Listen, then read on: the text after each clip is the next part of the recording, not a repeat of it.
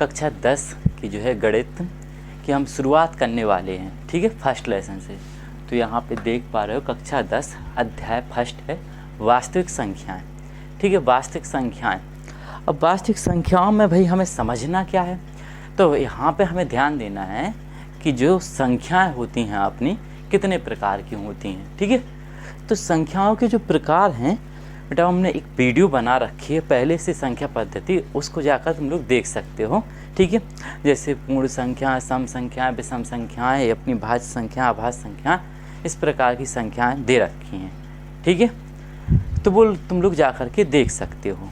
लेकिन बात करें, पहला टॉपिक आता है अध्याय फर्स्ट में वास्तविक संख्याओं में, पहला टॉपिक क्या आता है अपना, यूक्लिड विभाजन प्रमेय।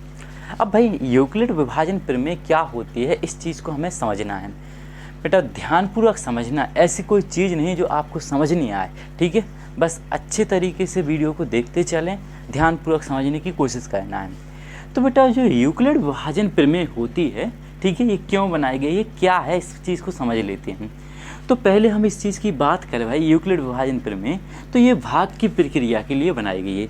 ये प्रक्रिया होती है अपनी, भाग देते हैं हम, उस प्रक्रिया पर डिपेंड है, ठीक है। तो भाग की प्रक्रिया क्या होती है, पहले इस चीज़ को ध्यान देते हैं हम।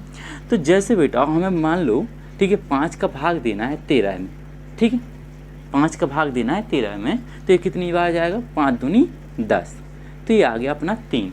तो समझने की कोशिश करना है।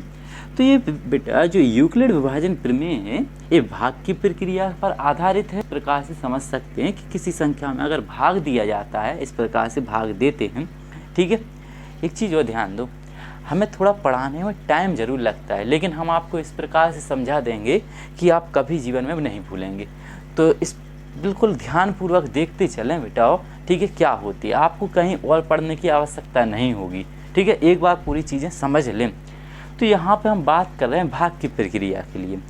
तो यहाँ पे जो यूक्लिड, मान लो ये गणितज्ञ थे, ठीक है, इन्होंने क्या बताया है कि जो ये संख्या है अपनी, ठीक है, जिससे हम भाग देते हैं, ठीक है, और जिसमें हम भाग देते हैं, ये क्या कहलाती है बेटा, ये वाली जो संख्या है अपनी भाजक कहलाती है।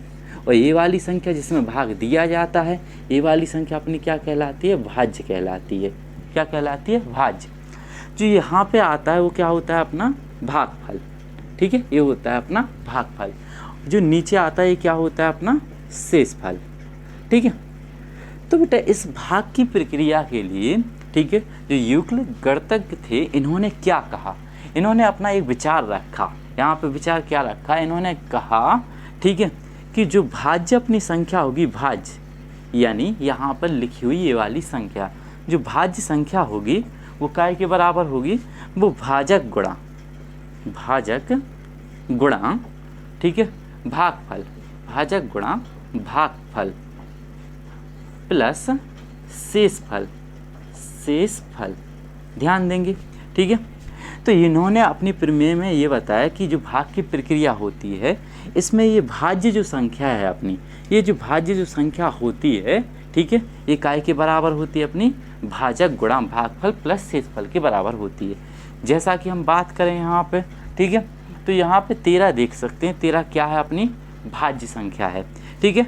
यहाँ पे भाजक कितना दे रखा है, अपना 5, तो 5 गुणा भागफल कितना आया, अपना 2, और प्लस शेषफल कितना है, अपना 3। तो बेटा इसको हम लिख सकते हैं 5 दूनी 10 प्लस के 3, तो एक भी कितना हो जाएगा, अपना 13, यानी ये आ गया अपना 13 बराबर 13।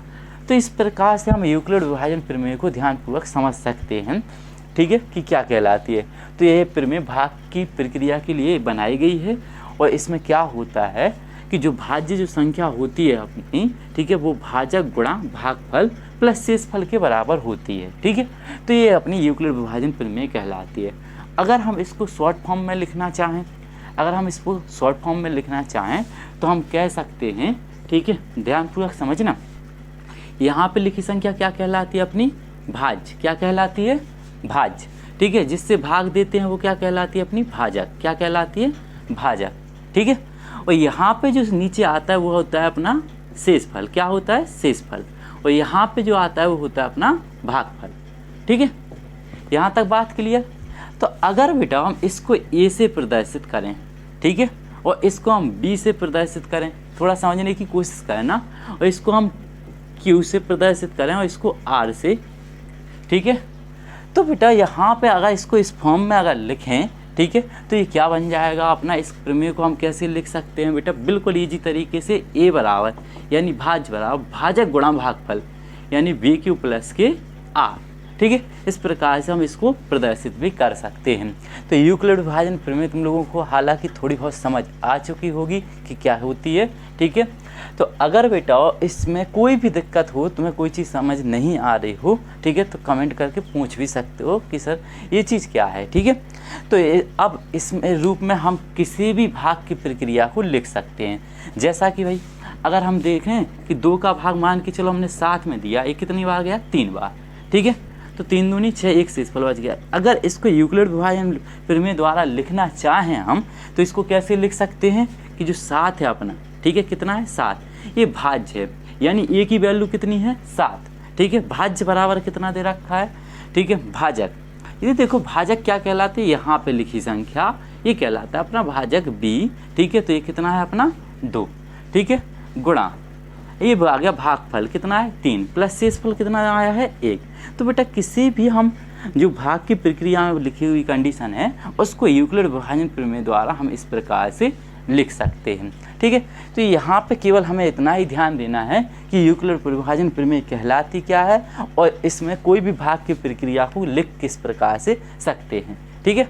तो यहाँ पे थोड़ी बहुत चीज़ें तुम्हें समझ आ चुकी होंगी, ठीक है। अब बाकी जब हम इसके सवाल करेंगे तो बहुत अच्छे तरीके से समझ आ जाएगा,